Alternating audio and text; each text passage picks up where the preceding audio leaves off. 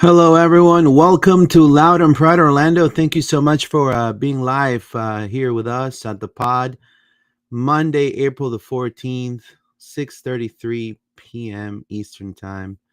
Thank you for your support. My name is Luis Carlos Pineda. I'll be your host tonight.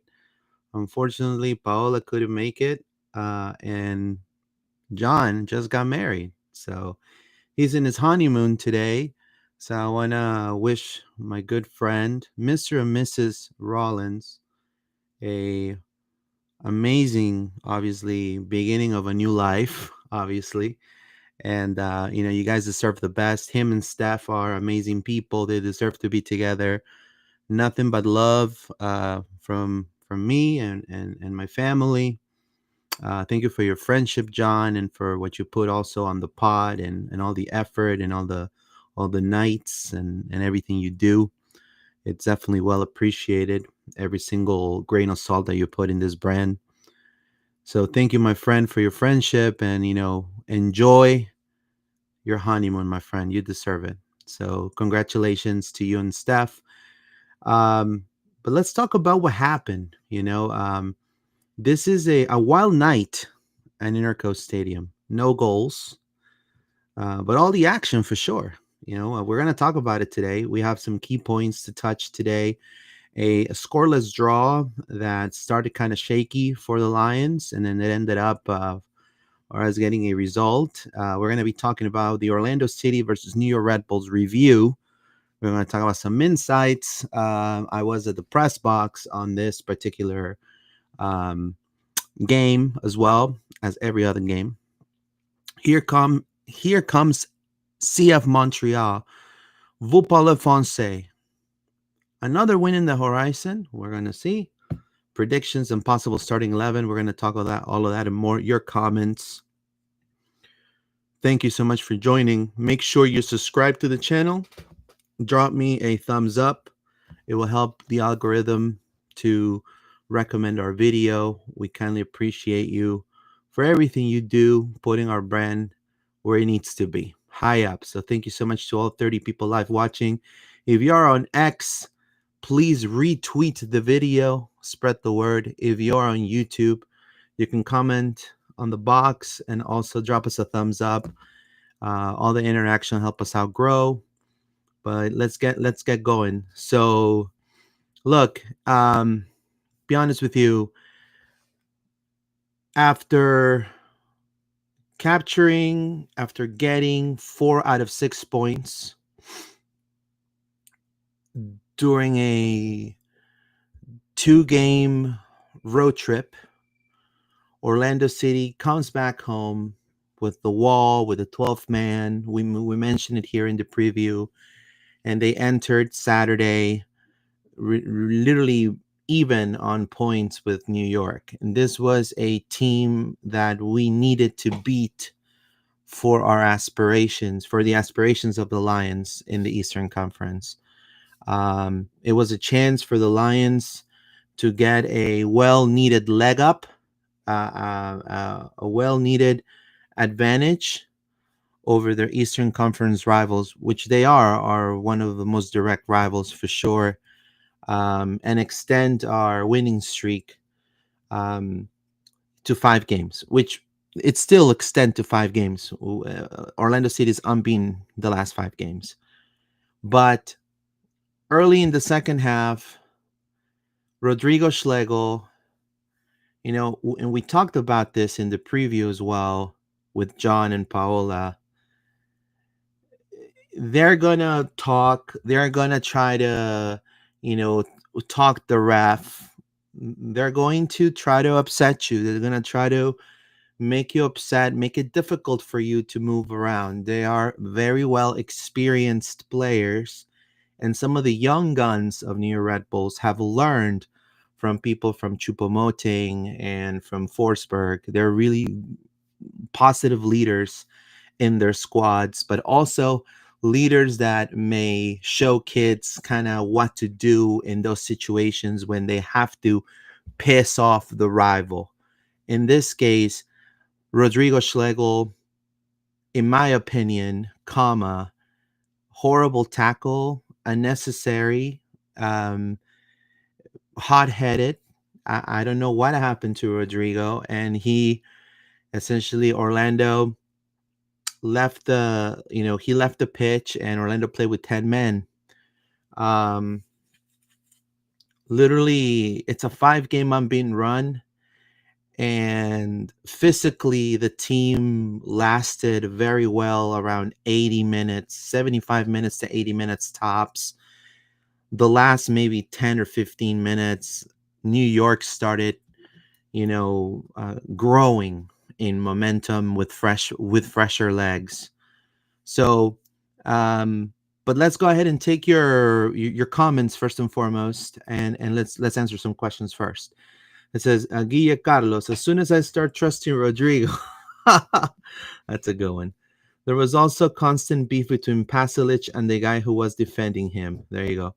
Yes, and so that's the thing. They are going to do that, and there are teams that are going to result to this. And our team needs to be well poised. I mean, they were already frustrated that the floodgates weren't opening up. They were trying, and I think the people that were at the stadium saw how many options Orlando had in the period in the first half. If it wasn't for Coronel, which we'll talk about the keepers in just a moment, we're going to talk about the stats. If it wasn't for Coronel, Orlando could have been in the first half up 2-3-0, easy. And so that caused already frustration in the players. Any professional player is going to tell you, they're human beings. They're not robots. These are not Tesla robots. So clearly, Pasalic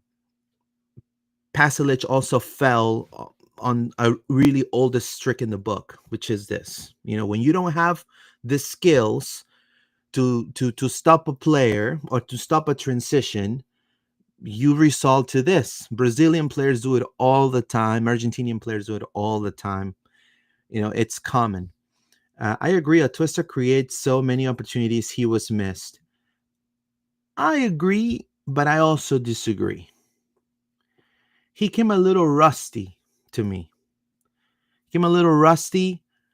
I felt Dagger and Joran Gervais. I mean, I'm telling you, Joran Gervais is a big fan of our pod. Joran, merci beaucoup, mon frère. Merci beaucoup, mon frère. What a game of Joran Gervais. To me, the best player in the game, by far. Joran Gervais, merci beaucoup. David Albury, happy Monday. Every Atuesta was sorely missed. Now back to mowing the lawn and listening. No, I think Atuesta's a phenomenal player. It's just that he's a little rusty right now. He's getting back to rhythm, and it's normal. I felt a lot of players that came in lost the ball in transition, and New York was gung ho to going into the attack, especially in the later minutes. And Orlando was kind of losing the grip when it came to physicality, and their momentum was growing. So in a way, rescuing, this is an important point, but it's a point at home, and we should not have any points at home. I think Orlando needs to get 3 points at home every time, but against New York, we'll take it and move on. I was there. There was a good attendance and a few missed goal opportunities. Yes, I completely agree with you. I mean, I think that's something that they need to work on. Oscar said it. He said, collectively, we look really good. Individually, they need to do better. And I think this is the first year I see Oscar truly putting the players on blast. Typically, Oscar will take a step back and say, no, the collective, the group, blah, blah, blah.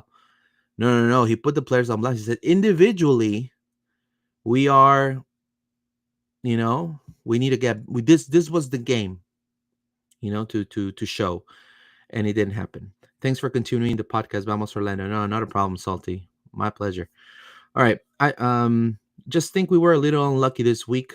On top of the great goalkeeping, had plenty and great opportunities as William Stubbs. Thank you so much. Well, let's talk about it. Such an improvement and a very great surprise for all Orlando City fans and for press included. Cesar Araujo, Edward Atuesta, questionable. They missed last week's match as well. People were like screaming bloody murder. Both starting central midfielders. Obviously, Wilder Cartagena is with the Achilles injury, getting better. But both of the central midfielders, the starting central midfielders, were on the bench at the start of Saturday's game. Joran Gervais and Dagger Dan started together for the second straight game. And I am proud to say we are okay, guys.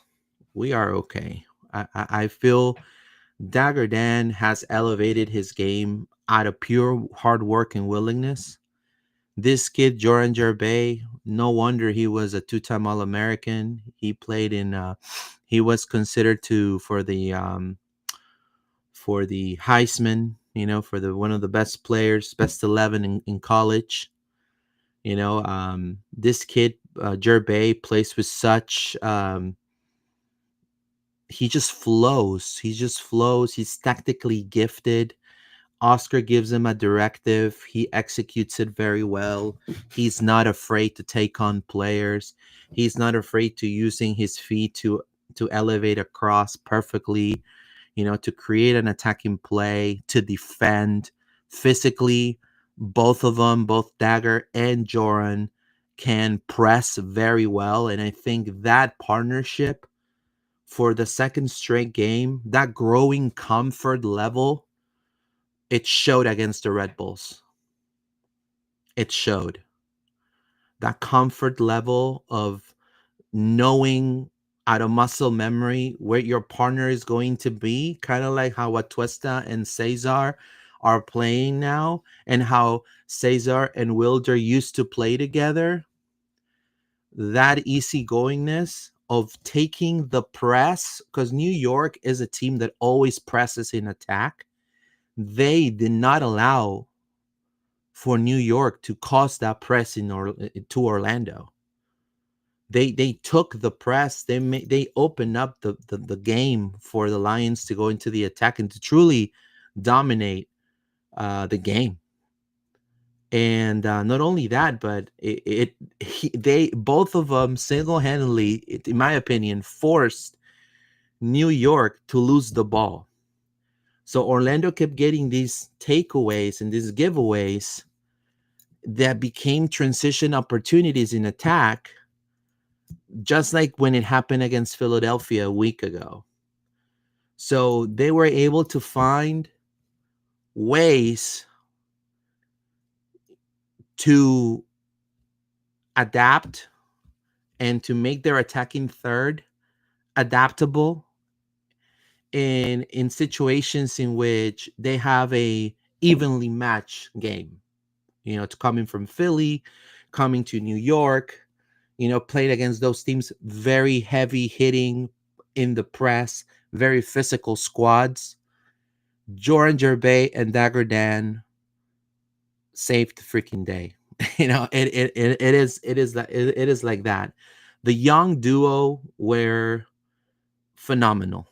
They were defensive minded, but with the poise to go into the attack at important times that matter. And it made sense for Oscar Pareja's system. So I just feel like they truly were the MVPs of the game. I think if you take those two players out, you would allow, and that's kind of a little bit what kind of started happening at times. New York will start doing that heavy press with fresher legs, and kind of like the deadlock was opening up for New York. So that is my first impression from that tandem. Phenomenal job. So merci beaucoup, Joran. Merci beaucoup. I know you watch the show, and thank you so much for your support, for always checking out our our IG stuff. So we truly appreciate you, and definitely amazing job, Dagger. You're the man, my friend. Let's read some comments. Salty H2O. Gervais is wonderful to watch. I don't feel nervous with him out there. I completely agree. And he mentioned it. He mentioned it. I'm gonna share our Instagram. I was at the press conference. I asked him the question because obviously you see a lot of kids coming from college. You know, you see a lot of kids coming from college, and sometimes the adaptation is a little different. And I asked him, look at that dude right there. I asked him about the physicality and the intensity between college and MLS, and he said, it has not been an issue for me. The trainings are intense, and that prepared me to step up my game. It was an easy transition for me. I try my best every week to improve every game. The adaptation is just following what the coach wants you to do. That's it. So, and you could see it in, you could see it. You could see Joran and his work ethic thriving. This is the reasons why Joran is thriving right now. He puts the work in training, and he does what Oscar asked him to do. And I think Oscar loves having those coachable players. You've seen it happen. Look at Dagger Dan. Look at Ivan Angulo when he first came into the team. And I know Ivan Angulo, it's on the downs right now for you guys, right? But look at Ivan, look at Dagger, look at Brecalo now in a new position. So I think we're on to something here. This is a kid with a hella good future. A lot of people were, including John, I want to give kudos to him, including John, was crying about how we lost Bruseth. Trust me, after seeing how with such passion and heart Joran is playing, I'm glad Bruseth is gone. And I say right now, being April 14th, I'm glad Bruseth is gone. I think the front office has demonstrated, based on my assessment with Facundo Torres and what's going on with him, and the posts that I put on X and on the socials, and based on how they picked Jordan Gervais to come in and how they're bringing that youth up. I mean, they're one of the top front offices in the MLS with low budget. So, for any business owner, if you're able to multiply your earnings by investing the least possible, you're doing something right. Right. And so, and definitely it's phenomenal to see the growth of Joran and how he has adapted. And also Dagger Dan, his adaptability in different positions, just willing to help the brand, willing to help the team, willing to help the badge. It's honestly they deserve an applause, at least from me. I agree. They did a great job. Just look at how many times Forsberg got the ball closer than 40 yards from goal. Yep. Forsberg, who? No, I'm just kidding. No. I want to say hello to James Regis. Thank you so much. Now, let's talk about stuff to improve, and then we'll dive into the goalkeepers. I love when Oscar says the word letal, and I know he means lethality. They're not lethal enough, and it's true. Look, the Lions generated plays, they generated chances in the first half tremendously. Carlos Coronel, he's a human being. He's a phenomenal goalkeeper. No wonder why he plays in one of the best teams in South America, in Paraguay, one of the best national teams right now. And obviously, if you shoot a lot but not on target, 9 out of 10 times he will get your balls. He will. You won't beat him. Marco Pasalic. There was one from Luis Muriel, Ivan Angulo. I mean, they were influential in attack. They were creating attacking plays. Definitely a better game from Ivan Angulo until obviously Uh, a better game for Ivan Angulo, in my opinion, but he's just missing that finishing touch. I kind of put a tweet while I was in the game at the press box. I put he runs like Vini Jr., but finishes like Ivan Angulo. You know what I mean? So it is true. Good looks on goal from all players I just mentioned: Pasalic, Muriel, and Angulo.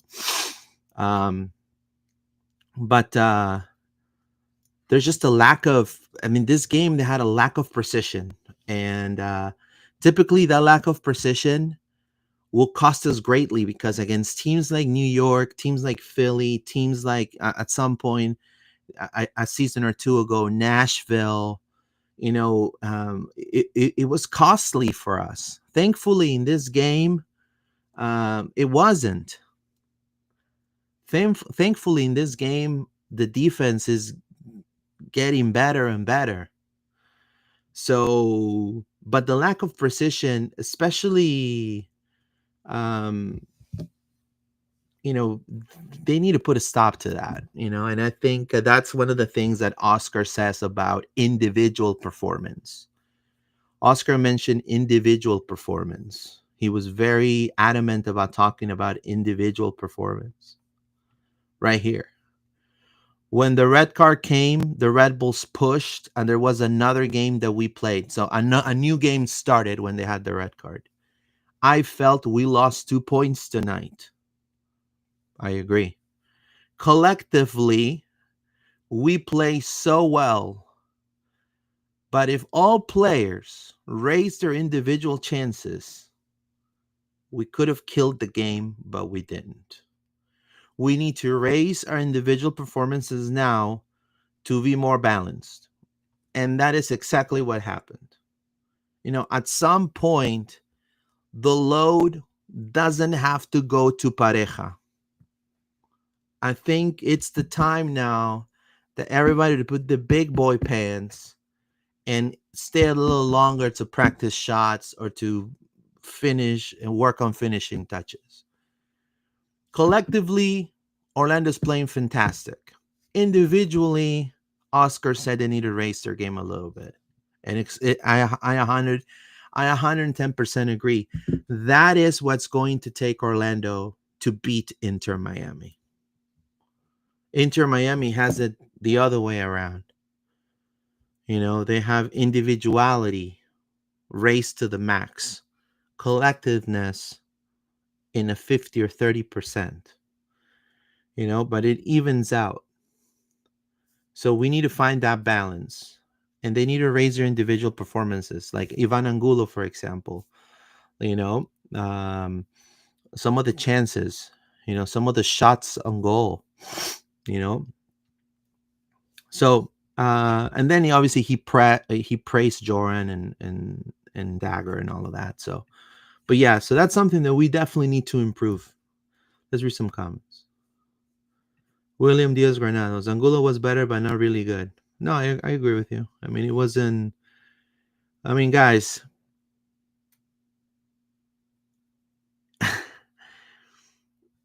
he was never. I mean, he grew his game here in Orlando. I mean, being completely bluntly honest, Ivan raised his game in Central Florida. Before coming to the team, before coming into Orlando, he was loaned everywhere and had no minutes to play. Same with Rafa Santos, which I actually liked to see him as a winger with Kyle right behind him. That was interesting to see, especially in the later minutes. I was scared to see Rafa again in that left back position. I thought Breckel did a phenomenal job there too. Duncan Disorderly, he said, can we never see Schlegel again? You're going to see Schlegel again. You're going to see Schlegel again. I know that you won the David Alaba, or I won Walker Zimmerman, right? but that's not gonna happen. Now we're gonna see Schlegel. He made a dumb mistake for sure. He compromised the team. But you live and learn. I mean, it is what it is at this point. Now, it is what it is. Bad from Rodrigo for sure. Because Schlegel sometimes is gonna Schlegel, and I think the point that Duncan and Disorderly is pointing out, it's fair. Rodrigo Schlegel had two unnecessary yellow cards. The second one was more unnecessary than the first one. The second one in the 56th minute, the Lions were dominating the whole entire game. Literally, Red Bulls had the tail. The tail was tucked in, and they were running to their mommy, essentially. Lions were dominating. They were about to eat them alive. The goal was coming inadvertently. It was either going to come from Freeman, from Angulo, from somebody, but it was coming. New York had no attack. Orlando City came opening the score several freaking times. It was one of those nights that if Orlando would have gotten one in, the floodgates would have opened, and this would have ended up being a 3-1 win or a 3-0 win. But Schlegel was booked because of a high boot in the second half on a throwing. And Penso at first wasn't going to book him. But then Choupo-Moting started working right here. The mouth don't stop. And Choupo-Moting literally got in Penso's head. The ref belongs, ... And Penso then took it back and said, oh, yeah, you're right. Pull out his cards, and the Lions played with 10 men for about 44 minutes, 43 minutes, including stoppage time. And that completely changed the game. Like Oscar said, a new game started. There was no effing reason for Schlegel to be so aggressive on a throw-in, especially if you already have a yellow card, man. There was really not a necessary. No era necesario, hermano, que te den una roja, brother. No era necesario. No era necesario que te den una roja, compadre. Yo creo que te ganaron por la boca. What I'm saying is, it's not necessary for you to get a red card there or another yellow. Emil Forsberg was also talking a lot. He had a necessary pullback of Forsberg in the 31st minute, and then in the 56th minute he got the red card. It really crippled Orlando. It didn't cripple them as a collective. It crippled them in momentum. They had to make adjustments to try to get the point or the 3 points. Schlegel has shown the past few games that he's a capable defender.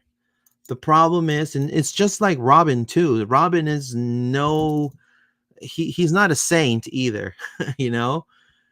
Both of them have shown sometimes to have this type of hot-headedness coming along, and these critical errors that could cost the team. And that's some of the reasons why Orlando doesn't win the big one. You gotta be level-headed. You have to be on the right mindset.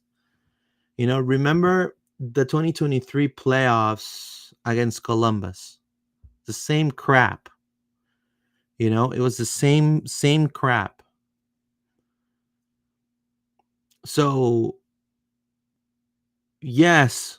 Would I like to have, as a fan, freaking, I don't know, would I like to have who? I don't know. Let me see. What are two good center backs? Upamecano and Walker Zimmerman as my center back duo. Of course, who wouldn't? But that's far fetched. That's not gonna happen. At the moment, we have Schlegel and Jensen. They've been having positive strides, but these situations really cripple us, and it could cripple us even further if Orlando gets far in the playoffs, as we've seen it already happen in 2023. So that's something that they're gonna have to take and learn. They're gonna have to take that and learn. Alex Yu, Brekalo and Jensen should be our pair in the center of defense. I like Brekalo more as a left back. I know what you mean, though. He was brought in as a center back, but I like Brekalo more as a left back. Right now, we don't have a left back like Harriel, for example, from Philly.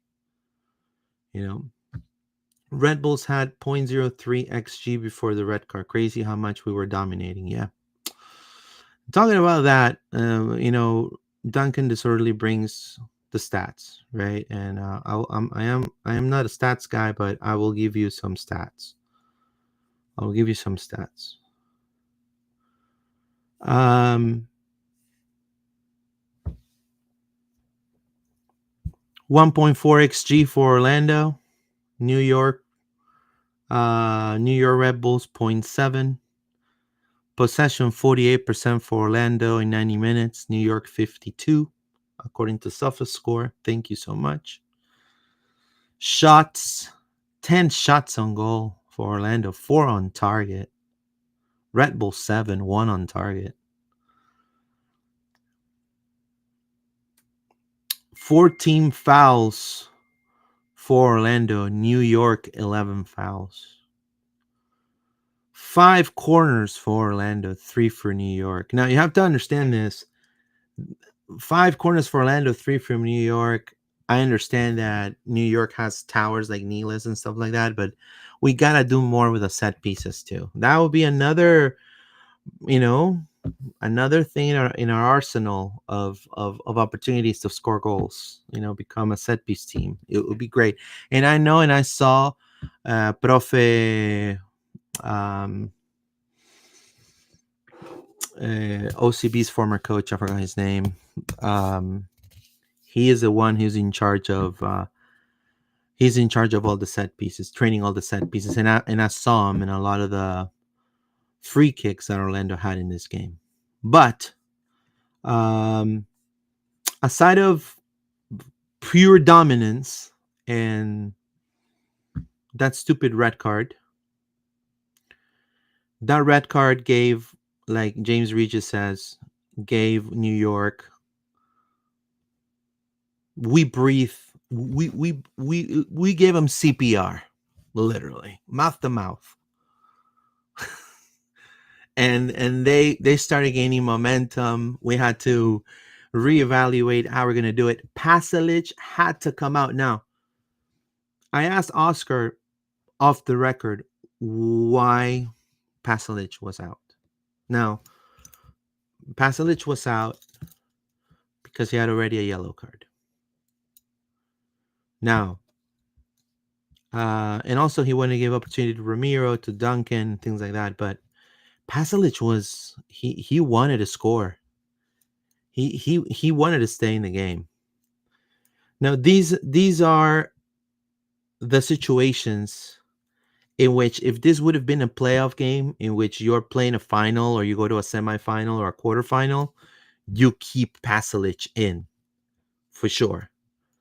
Because you have nothing to lose, because it's win or go home. At that point, all bets are off. You go all in. So I could understand why people were kind of like, "Oh, yo, why are you taking Pasalic out?" I even was like that, honestly. But thinking about it, this is our league game. There's still more points that Orlando's going to get inadvertently, and we need Pasalic. I mean, he's an important part of our attacking third now, and that's what Oscar wanted. You know. Now, let's talk about two men, a showdown. First, let's talk about this guy right here, El Pulpo, Pedro Gallese. El Pulpo, Pedro Gallese. This game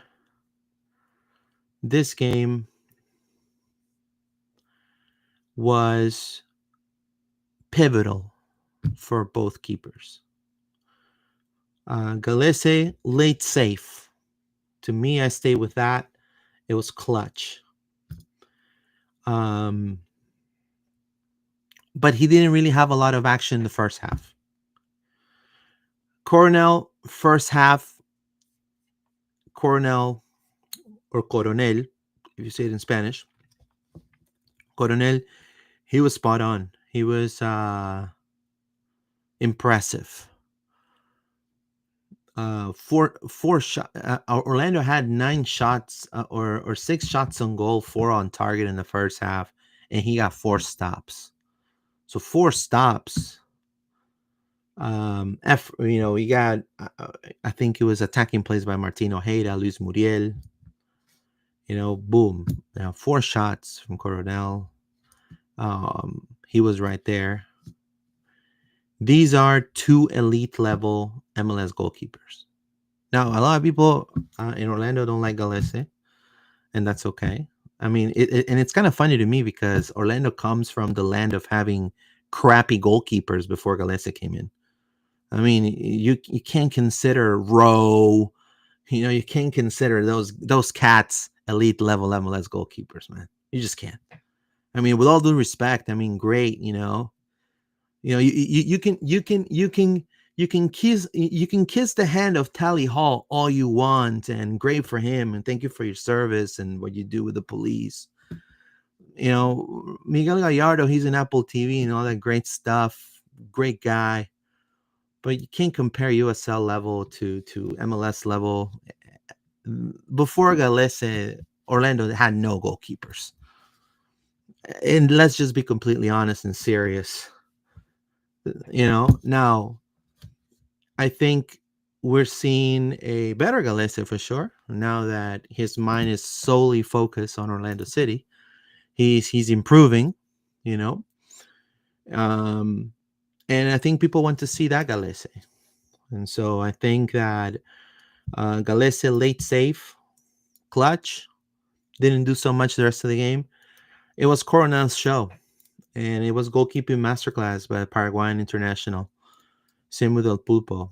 El Pulpo had his 50th career clean sheet with Orlando City. 1 shot on target, which was in the 76th minute, which could have been the goal for New York. And that would have hurt tremendously. If New York would have beaten Orlando at home, it would be horrible. Carlos Coronel, on the other hand, had 4 saves all in the first half, and he had his 3rd clean sheet in 2025. The good thing is having 2 goalkeepers going at it like this is tremendous. They're going to meet again when Peru faces Paraguay in the last World Cup qualifying match of 2025. Now, another thing I wanted to talk about real quick was, again, set piece opportunities. Those are important. I think that will be an opportunity for Orlando to capitalize on set opportunities. Set pieces opportunities are important. It's another weapon in their arsenal. Hopefully, we can see them against Montreal, which the floodgates could open. I mean, Montreal is not going hot right now, so we'll see what can happen with Montreal. I want to talk about Montreal in just a moment. It says, no taking anything away from Coronel, but all 4 shots in the first half were directly at him.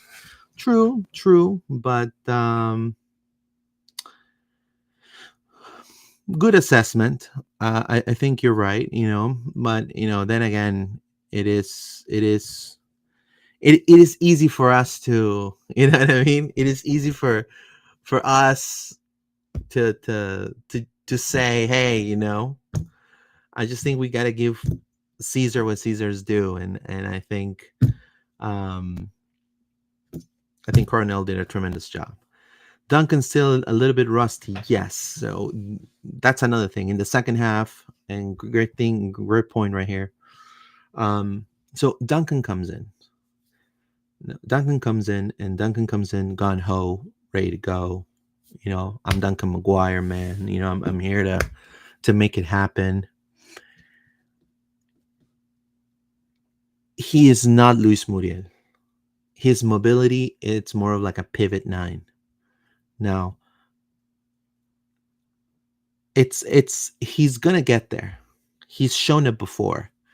It's just that it comes with playing more minutes. There's gonna be tournaments. He's gonna be the top striker for sure. Right now, knowing Oscar, he's not gonna unless he's saving Moody. Like for example, Montreal. Not to take anything away about Montreal, because you're gonna go and you're gonna fly to Montreal, Quebecois. A long flight. But this is a game that Duncan could start for sure. I think Orlando, line by line, player by player, without all due respect to Letrash, we are far better than Montreal. I mean, we if we don't beat Montreal, then might as well just, just, hey, here you go, man. Here's my keys, thanks, and just get in your car and leave. Because I mean, if we don't beat Montreal, then we have some issues for sure. So, anyways, I'll take the point. I'll take the point. Not happy as the fans, or again, the lesson learned is that Orlando needs to find that balance between collective performance and individual performance, having that final touch. They need to be more lethal in the attacking third, and so considering the game circumstances, playing a man down for almost the entire second freaking half, it's using two quasi defensive midfielders. One that comes from college, the other one that used to be a right back. Orlando City scratched, clawed, and for that point, and with the odds and the balance stacked on New York, especially in the later minutes of the second half. It is a testament and kudos to the defensive improvements this team has had compared to last year. Typically, teams like New York will beat us on the punch, and then it'll be a disappointment night, and there'll be, people screaming, "Papi out! Let's, get rid of everybody! Woo woo woo! Whoopee!" But now, I'll take that. Santos, a little dicey. I think he's better as a substitution. I have a feeling against Montreal, we're gonna see Oscar driving back towards David Brecalo starting. Maybe David Brecalo will. I mean, he's gonna be forced to play center because Schlegel's not there. We'll see. We'll discuss that in just a moment. Kyle Smith, he's a jack of all trades. We're definitely going to see him against Montreal. He allowed for Rafa to be a winger and forget about defending, which he could do those crosses, that you guys have seen, and not have to tread back. And I think that's one of the huge problems of Santos, leaving that gap. And Kyle is such a great player. He was just there, and I thought that thing, that calmed things a little bit for him. So it was great at that point. So that game's out of the way. Let's look at the standings real quick. and then we'll take some comments. The standings are let's look at the standings here. Boom, boom, boom. Thank you for your support. Drop us a thumbs up. Subscribe. This is Loud and Proud Orlando. My name is Luis Carlos Pineda. I'm talking about the draw against New York Red Bulls, and now we're going to be talking about Montreal coming up. Columbus, top of the East, 18 points. Charlotte, 16 points. Cincinnati, I like Skyline Chili. Don't get me wrong. I like that spaghetti with that gack on top. Inter Miami, 15 points. Philadelphia, mad respect for the snake, man. Mad respect for the snake. 13 points. Dupe. Nashville, 6 with 13 points. Orlando City with 12. And then also with 12, Chicago and the Red Bulls. Chicago's on the up and up. Don't sleep on Chicago. Now, this is sad right here. This right here is sad. This is when we start getting sad, guys. I wish I could have a violin right here. This is where we start getting a little sad here. Talk about, like in the off season, some pundits and some cats that analyze all these numbers or and analyze all these signings, and I guess I'm a little old school on that level, and they gave zero exposure to Orlando City, man. Zero hope and zero future to the signings of good old Orlando City Lions, man. $48 freaking million. $48 million you spend on signings, dude. Oh, the they're putting hot dogs in. We're paying for greatness and for great soccer. We need to mimic Atlanta. What's Atlanta doing, guys?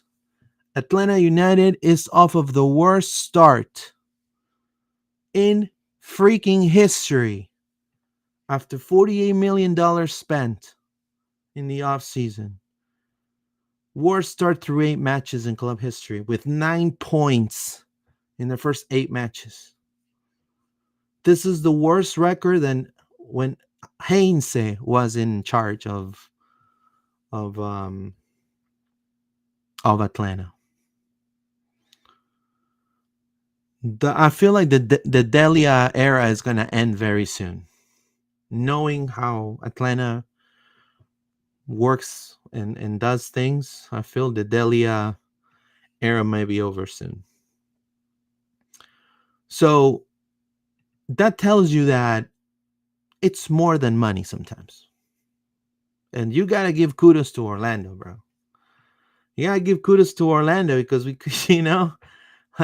spent probably not even half of what they spent. No, less than half of what they spent on signings. And look at that. They're 9th, man. They have 9 points, 11th. New England on the up and up with Carlos Hill, one of the best players right there in New England. And then obviously the last 3, if there was relegation, they'll all 3 be in relegation. And this tells you, and I'd say with all due respect, Canada should have its own league. It's just my opinion. I know it's unpopular. I just feel, what's the point? It's far. Who wants you know what I mean? It's far. Give Indy 11 the chance to play in the MLS or or the Rowdies or something. I don't know, make it interesting. Another Florida team. I don't know. I'm just saying,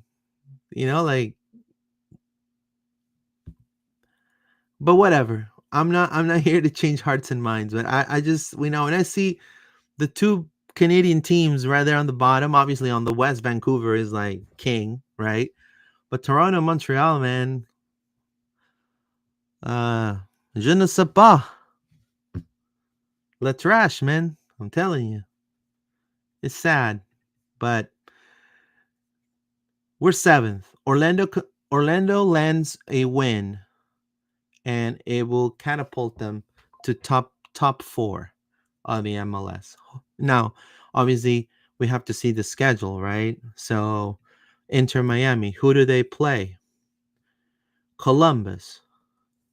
Tough. I think Columbus wants to stay right on top. Now, talk about, and I know it has nothing to do with Orlando, but talk about the news. And I'm sorry about Philly. I really don't understand this move. I really don't understand this move. I'm going to talk to some of my friends there in Philadelphia. How the hell you give away Gastag, your best player, your top goal scorer? You let him go to Columbus. I mean, I think that's insane. But then again, who am I? I don't want to be another Lucho Bogut. You know what I mean? No, Luchito Bogut. No, you know. But who does that? You know. Now, we're gonna be right there, and it was expected for us to be right there. I mean, if you would ask me in the beginning of the season, when the season first started, hey, where do you think Orlando City is going to be in April, May? I'll say probably fifth or sixth, and that's where we're probably going to be. Great, great. Now let's talk about what's coming up. Now, we're going to read some comments before that. Thank you so much. It says, James Regis, thank you for your comments, my friend. Miami has also one less game played. You're completely right. Yeah, you're completely right. We need to kill this team. I start with that. CF Montreal has also had a sad start this season. They're a sad team. Luca Petrasso, I have mad respect for him. Great kid, phenomenal human being. But it's a team that if there will be promotion relegation, they will be already in second division for sure. Sacramento United could probably, you know what I mean. I'm just talking so much trash right now, but I'm just saying, this season, they got another L. They dominate possession. They had like 70% possession against Charlotte, which is one of the top teams in the East. But numbers are just numbers. And, the most important number is, did you score? Did you get the result? Because you can have all the XG, FG, whatever you want on the green, on the check mark points. But if you don't score, it doesn't really matter, right? So 18 shots attempts, 0. Like, I mean, they're a team that we need to beat this team. I mean, now Orlando's new attacking players like Marco Pasalic, I said it right this time, Pasalic. They're gonna test Montreal's backline for sure. They have a new center back duo, Neil and Craig. If they are able to gel quickly, they may, because of their height, they may try to contain Orlando's threats offensively. But Orlando has all the arsenal to capitalize on lack of roster depth. I mean, this is a really depleted team. Now, this is a Montreal team that has a huge identity. I do want to rescue this because they have a huge identity. When I mean identity is their fans are dedicated fans. They love Montreal. They'll prefer Montreal, even though they're last. They're hardcore, die hard, and that to me deserves a lot of respect. Aside of all the jokes, they have a phenomenal fan base. Their coach played already for Montreal when he was a player, so for the Impact at that time. And so he knows what it is to play the sport in Montreal, how, and impose his the Montreal style, Now, Orlando has an ability, and they have gained an ability the past four games to control the midfield with any two D mids they put on there. It could be a Tuesta and Caesar back, and they're gonna dominate. It could be Duncan, it could be Dagger, and it could be Joran again, and they could do it great. They allow Orlando dominates possession, creates chances.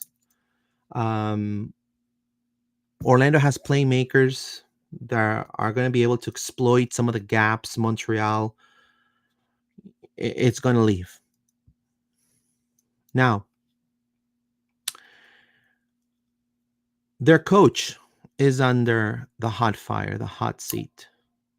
Montreal's poor start brings a lot of uncertainty if he will continue to be the coach. A loss right now, he is quote unquote the interim coach, but it could put more pressure on him, and more than likely he's gonna be the guy who will be sacrificed. I guess I use that word, because Montreal it's the worst team in the MLS. Now, Orlando and Montreal have had really competitive matches. Montreal actually they gave us our first style of the year in preseason. But right now it's a different story. Orlando's a stronger team at home.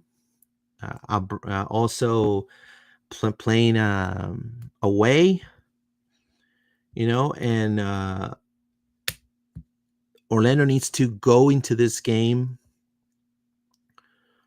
with their balls in their hand. They have they have their balls in their hand. They dominate the play. They dictate the game. They need to be confident to just grab it. And Montreal right now, mentally, they're destroyed. They have a horrible record. They started really slow. They're gonna probably put more pressure on the coach because something's gotta give, essentially. And Orlando can capitalize on that desperation. Right now, Montreal is desperate for points, and that can make either the game become tight, aggressive, or it could be a flood. Once Orlando scores a couple, it could open up the floodgates and we can get a huge win in Montreal. Orlando's ambitions are key for this game. Orlando wants to win it all. You need to beat Montreal. It doesn't matter if it's in Mars. Doesn't matter if it's in Inter&Co Stadium. It doesn't matter if it's in Jupiter. Doesn't matter if it's in on Kami's lair. It doesn't matter. They gotta beat Montreal. You want to set yourself as a contender in the East, you beat Montreal.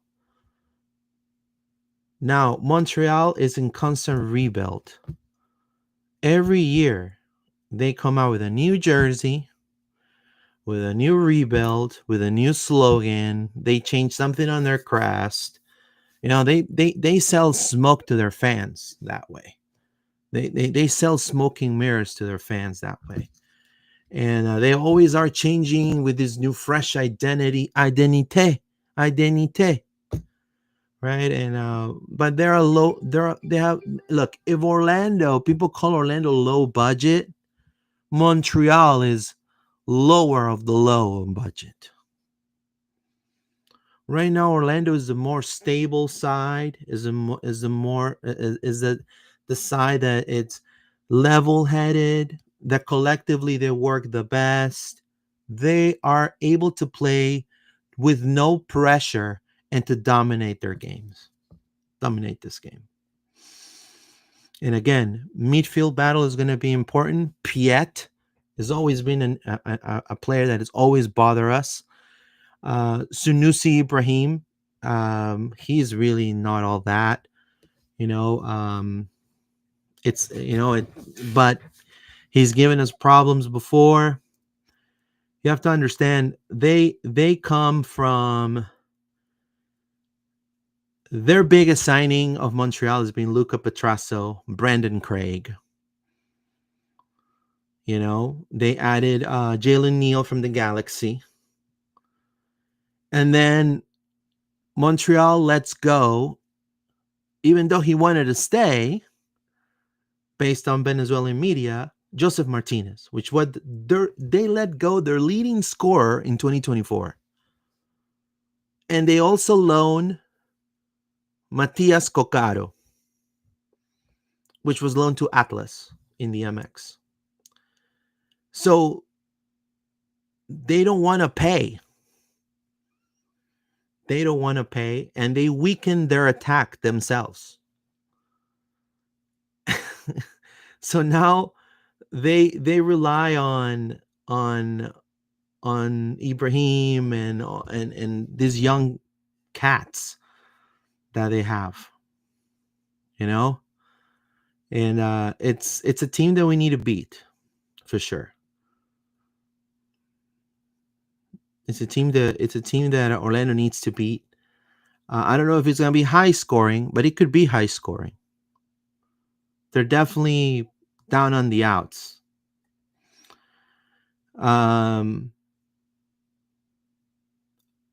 Preseason edge, I do not believe in that. I don't believe that Montreal's 2-1 preseason win has nothing to do to affect Orlando's playability. I don't think it's not even something to mention, to be honest with you. Preseasons are preseasons. You cannot base your judgment and your assessment into the sport based on preseason games. And so, yes, they might have shown resilience and they might have shown, that they beat Orlando, but it's preseason. Now Orlando, it's on a different level. So that is a little bit of the preview for Montreal. Now, what's a prediction? I will go with my prediction, and then I'm going to go ahead and do the starting 11. My prediction is going to be a 2-0 Orlando win. So if you're watching or reading this, or listening to this, not reading, listening to this, 2-0 Orlando. 2-0 Orlando in Montreal. Okay. Now, starting 11. Let's do our predicted starting 11 real quick here. Thank you so much for your support. This is Loud and Proud Orlando. Subscribe, comment, drop us a thumbs up. My name is Luis Carlos Pineda. I'm here to be your host today. Let's see here. Oh, hold on. Why is it not coming up?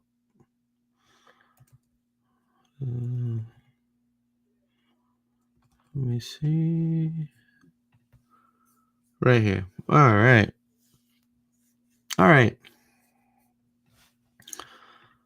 So, Orlando City needs to get the 3 points against Montreal.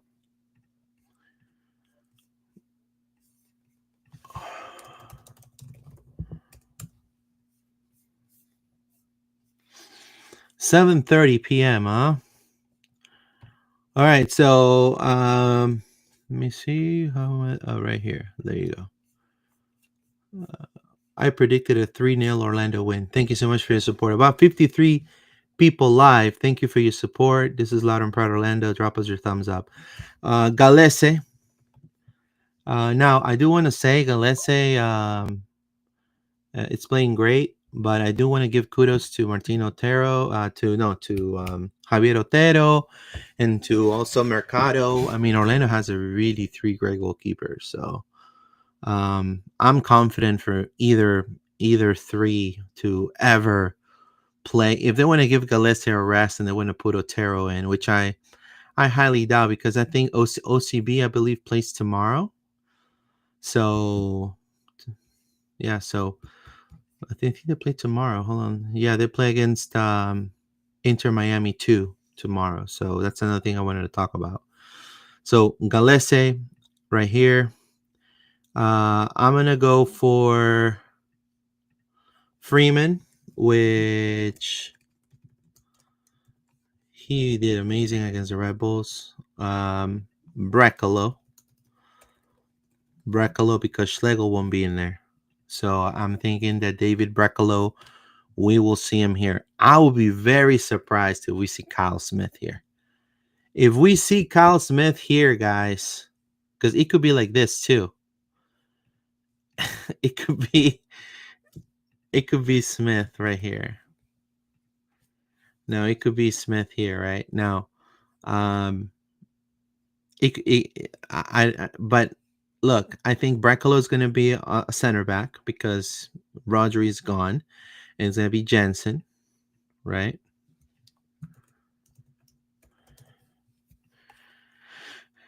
And be honest with you, we're 5 games unbeaten. We come playing 2 really tough physical rivals. We're playing now the worst team in the league, one of the worst teams in the league. I think we could take the luxury of starting Kyle. I like how the way Kyle plays away. I think the Kyle Smith version away always comes in handy, and I feel like we need to get those points. Now, obviously, that's what I would like. I would like Smith instead of Santos. This is just my opinion, guys. Again, I feel like we will see, depending on how they are.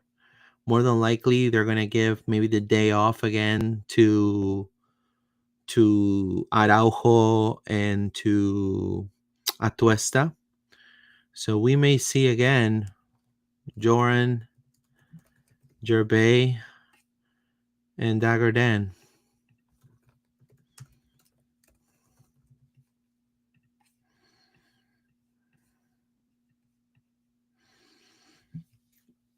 Here as your 10, to me, one of the best players in the league right now, Martin Ojeda.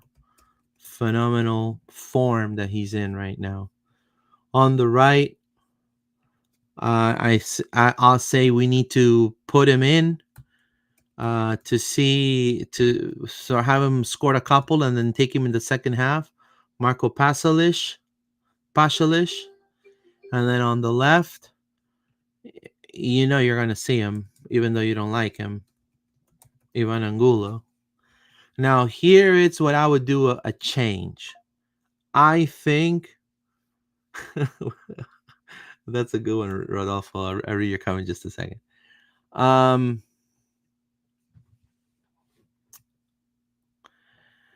think this game, I would like to see Duncan Maguire start. And I think this is a game in which Orlando could take the luxury of having Duncan start to get the start. Not to take the momentum away from Muriel, but I think we're going to need Muriel to be fit because Orlando City, after playing Montreal, we play a must-win game at home on the 26th of April, which is a Saturday night. It's going to be a derby game against Atlanta United. And then we have literally Orlando can go into, if they remain unbeaten, it'll be tremendous for sure. But against Atlanta, those are the games that you have to win and you have to have your best squad, your best starting 11. So if Oscar feels, and again, because Joran and because of Dagger, they're doing such great job as a starting squad. If we want to wait for maybe just give minutes to Cesar, give minutes to Edward against Montreal off the bench, right? As we saw Edward coming in the second half for Orlando, we can certainly have our center mid duo against Atlanta. We can have Muriel full fit, against Atlanta, or maybe with just some minutes against them. So Orlando could literally take the luxury of put a little bit of a rotated squad against Montreal. So I'm gonna go personally, and again, this is my opinion. I'm gonna go for Duncan McGuire here. I'm gonna go for Duncan McGuire because I feel like this is the game that we would like to see. Hopefully, Duncan scoring a couple, so he also, you know, goals motivate a striker. When you score goals, you get motivated as a soccer player. Duncan needs that. He's been looking for that. So why not give him that chance? Hey, Duncan, start, get your goal or your couple goals, get your mind right. Atlanta's coming. You know what I mean? So think about Atlanta, you know? I think to me, this is the way Oscar is going to go. Gallese up top, Freeman, David Brekalo, Jensen, and Kyle Smith, Dagerdan and Joran Gerbe, Martin Ojeda, Pasalic, Pasalic, and Ivan Angulo on the left, Pasalic on the right, and Duncan Maguire right up top as your number 9. Rodolfo Chang says, where is Nico Rodriguez? Is he deported? No. Well, he has a Great Clips card. He gets points. Great Clips. Every time I see Nico on social media, this dude's got his hair. He loves his hair. Let me check out right now live as we are. Let me check out and see what Nico's doing. Let's see what Nico's doing right now. I'm looking right now. Nico. Look, if I see Nico Rodriguez, there you go. Nico Rodriguez. Well, the first picture he has on his profile.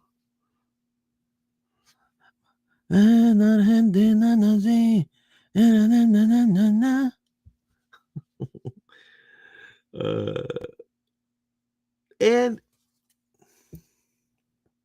picture of his debut right there. Right. And that's it. No haircut pictures. So he's probably coming soon. From my understanding, and honestly, I feel that he got signed and he got injured probably as soon as he arrived, either in a practice, and it's just a lingering injury that the club wants to make sure he's fully healed. You know what I mean? So to give you an example, there is and again, I don't know the status. The club does not provide the status. I've asked before. John is witness. I've asked and they give you nothing. Okay. Only to bogey bombs. Right? I'm just kidding. I'm just joking. So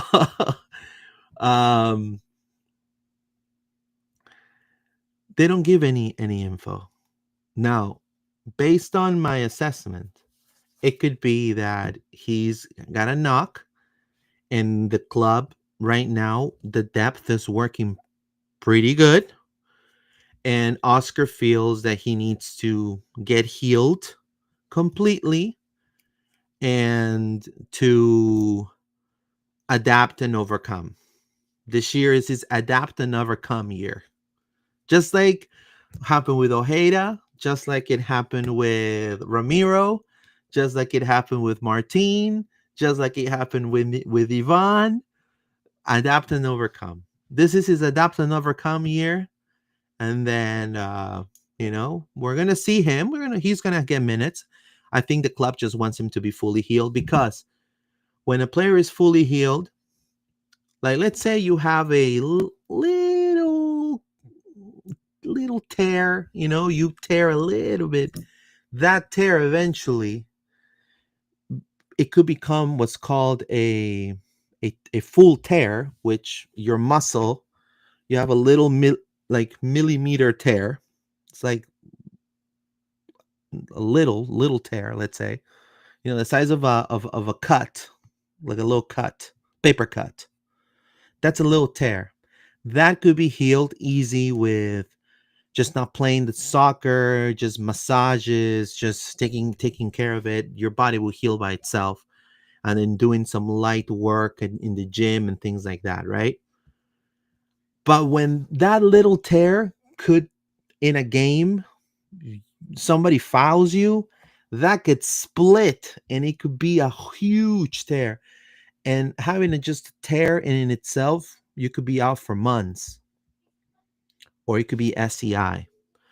So clearly, because he's a brand new signing, the club doesn't want to jeopardize that. They don't want to jeopardize that. And so I feel like that's probably more what it's gearing towards. It's gearing towards that more. So, but we really have no updates on Nico. And look at, and I'm press, and the club doesn't give any updates on Nico. So if you hear from anyone that they have updates on Nico, they're lying. I'm telling you right now, because no one has updates on Nico.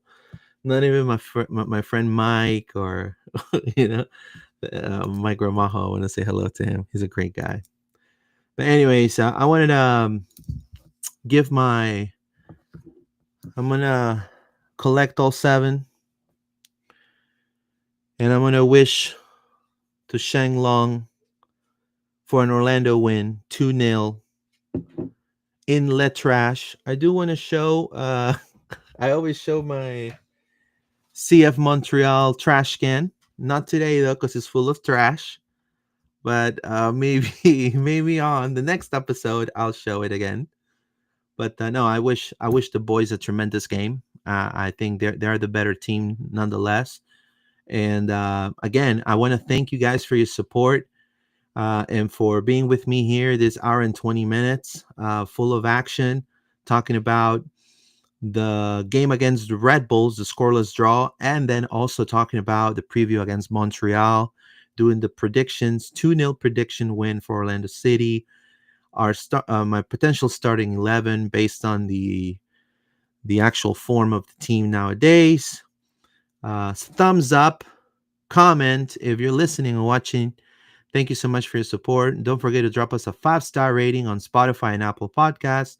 We're on X at LPO_podcast, Instagram at Loud and Proud Orlando, Facebook, YouTube. Make sure you subscribe. Thank you so much for your time. And vamos, Orlando. Take care, guys. Have a wonderful night.